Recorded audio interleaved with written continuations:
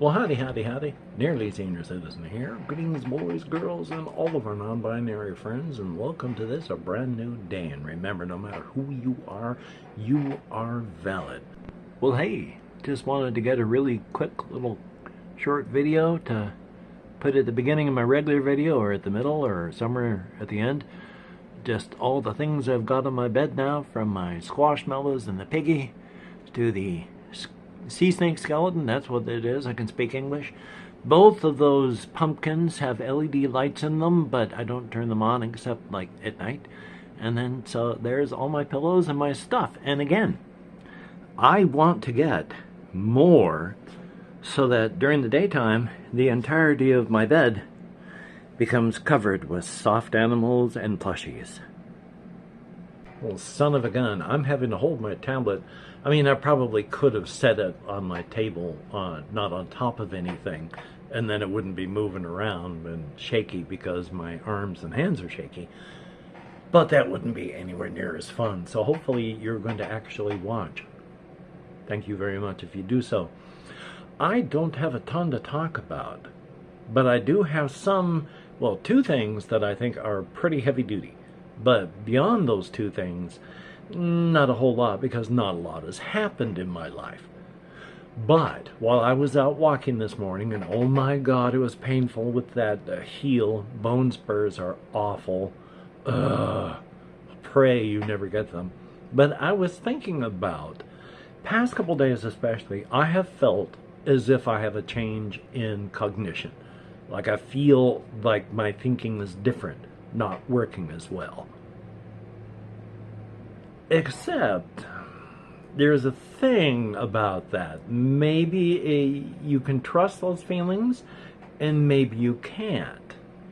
You see, the thing is, when your brain is detecting like, gosh, I feel like I'm not thinking correctly, what you are doing is using your system, as I write it down to make sure I don't have it, it is a system that detects changes in other systems. Everybody has a system that detects changes in other systems. You're using it like when you look at a picture that has let's say, a green insect on a field of grass. And it takes you a while, but eventually you see it. You see the bug, you see it in the grass, and itchy, of course, so gotta let go, only one hand. And you were able to see it because finally your eyes and brain were able to see the differences in the system. The background is the system, the differences were the bug, and eventually you work it out. Your system that detects changes in other systems figured out what the changes were. If you're hearing sounds, you can determine which sound is what. You're detecting changes in systems. If somebody tells you a lie, and you look it up online and determine what the truth is, your system that detects changes in systems detected a change in system. That doesn't sound right. You worked it out, looked it up, found out it wasn't true. Now you know. Your system that detects changes in systems detected a change in the system, and it worked. But if the smaller systems that make up the system that detects changes in systems, if those change, can the system that detects changes in other systems detect the change in its own systems? Because when it starts up with the changes, those changes aren't changes. Those are now the default. And anything that's different from that is a change. So if you do feel a difference in cognition, are you really feeling a difference in cognition? Because the system that detects changes in other systems is not going to be able to detect a change in its own system. So if you do feel a change in cognition, it would have to be some other system. Now, your system that detects changes in other systems, that's it's a conglomeration of all your other systems. It's your vision, your hearing, your cognition, your ability to think. So if that changes, you wouldn't really be able to detect them, because that becomes the default. But if you do detect it, then that would have to be some other thing that's affecting you on top of it. So if you're detecting it, it's not a change in the systems, you wouldn't be able to detect a change in the systems. It's another thing that's detecting it. So if you are detecting a change in cognition, it's not really a change in cognition that you're detecting. Go to any nursing home where these people that are suffering from dementia, they don't know they're suffering. They may know that they're suffering. They may feel bad, but they're not able to point at their brain and the portion of their brain that is not working right. Or not, through just possibly injury or disease or just aging or dementia. All of these things. But they're not the system that detects changes in other systems. If they detect a change in cognition, it's some other system. It may be philosophical, in that end, but it is a difference in that. So the fact that I'm feeling a change in cognition is a change in something else, which is good, because if I was starting to suffer a change in cognition for real with the change, not able to be detected, that would be the real thing. So, yay. Anyway, though, the next thing I wanted to talk about is this one is starting to affect me more and more, and it's not a philosophical thing, and it's not something that, while I'm worried about a possible change in cognition, again, the fact that I can feel it means it's not a deep down personality type change. But it is a change and something that I need to worry about. This one is something that I wanted to talk about because I still feel pretty weird about it. I've been looking up some stats here to talk about it, and they're conflicting. But the fact that I have had a heart attack at all is something that I find deeply unnerving. Throughout the entirety of my life, I had built up heart attacks as something that was big and loud and hurt, and you'd possibly or probably die from it. And then to find out later, I had one and didn't even know it, is really disturbing. Because I look up here my stats on Google, and again, they're conflicting. One of them says, no, most heart attacks in the United States are not fatal. And then they go survival rate. About 97 to 98% of people who have one survive. And yet 12% who have a heart attack die from it. Well, wait a minute. And in the 50s, 1 in 2 people died from a heart attack. Well, that's 50%. But now it's only 1 in 8. Well, now wait a minute. Because 1 in 20 is a 5% chance, and 1 in 10 is a 10% chance. Well, I guess 8 is maybe 12? But then when you come down to these other stats, they say, oh, that's not bad. It's 1 in 5 die of a heart attack. 695,000 people die every year from heart attacks, and then 1.1 million have a heart attack. Well, wait a minute, that's about half. So I don't know. But the fact that I did survive is good, but now I worry, because if I do have another heart attack, would I feel absolutely nothing at all until the very moment that I suddenly just go, and then fall to the ground and I'm dead? Which is probably a good way to go. I mean, I remember watching when a not bad way to go from this. One person, you got to actually watch him pass on a video. He was a very, he was a type of person that was on the wrong side in 1942. And he was like 87 years old, so at the time of it happening, who knows, he may have actually been involved, but more likely had not, but still.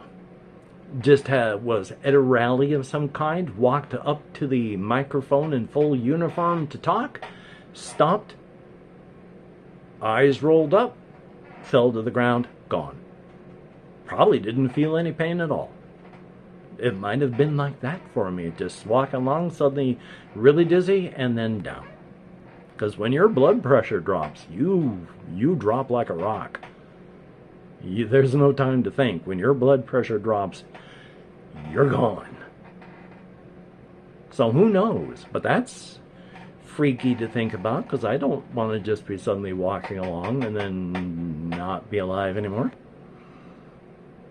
So I worry about this now. Everything I eat, I worry about, is it going to be bad? Everything I do, is it going to be bad? Everything is... I mean, I'm not fixated in a horrible way, but I do worry. Especially since, back before I knew I'd had a heart attack, I'd been put in for cardiology, I think. You know, just for, let's check you out. And I still haven't gotten the referral back from the Veterans Administration. Now that I know I've had a heart attack, I'd kind of like to get a cardiology workup, find out what the state of my heart is. That'd be kind of nice. So it'd be kind of nice if the referral hurried up and went through. Oy. So I've been dealing with these things the past couple of days. Well, the heart attack thing I've been dealing with largely ever since I found out I'd had a heart attack. Which, again, I had put up on a pedestal as some terrifying monster. And then I discovered I had one without even knowing about it. And the great part about that is if I went to the emergency room every time I had chest pains, I'd never leave. I am anemic. I have been anemic my whole life.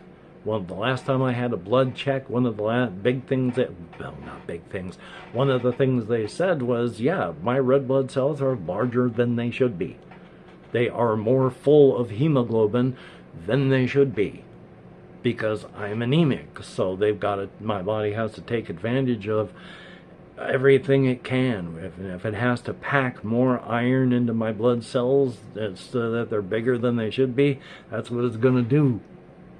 One of the side effects, one of the symptoms of that is chest pains. Oh goody. And then I've got scoliosis in my shoulder, and that causes chest pains. Now, on the other hand, even though you get money here, federal money is when you get money here. This place gets some federal money. Thus, they have to have some laws, which is you cannot have THC stuff on the facility. You can use off the facility and then come onto the facility with it in your blood. You just can't have it on the facility. So when I was out a couple weeks ago, I tried buying a pack of smokes. When I say smokes, I mean THC smokes. They were giants. And I puffed a couple. One of the symptoms of heart attack, they say, to really look for is not pain, but pressure. A feeling of pressure like there's an elephant sitting on your chest. I didn't have any of that. Oh, but on my upper chest, from nipple to shoulders, in that area, my chest felt a little bit heavier than it normally feels. So I'm not going to be inhaling smoke purposefully. Can't help wildfires and the air quality going south. And that happens a lot. The world's on fire and getting worse. So, yay on that. Which is a quick aside, and then the last thing I'm going to say, because ADHD, and then I'm going to say goodbye, is when I was younger, I was always like, gosh, you know, when you get to see the end of the world, you know, I wonder if I'd be alive if that started to happen. Then I got older, climate change, and I was like, gosh, you know, this is going to take out the world. I'm glad I'm not going to see that. And then it turned into, gosh, you know, it looks like I'm actually seeing the beginning of the end of the world with climate change and the people who are in charge of making it stop instead putting their feet on the accelerator pedal and making sure that no one can get into the pilot cabin to take their foot off as the machine speeds up and runs straight towards the mountain where the cliff face is, where we're all going to crash and burn and the whole world dies. And then as things have gone on, I started to wonder, is the world going to last another 20 years?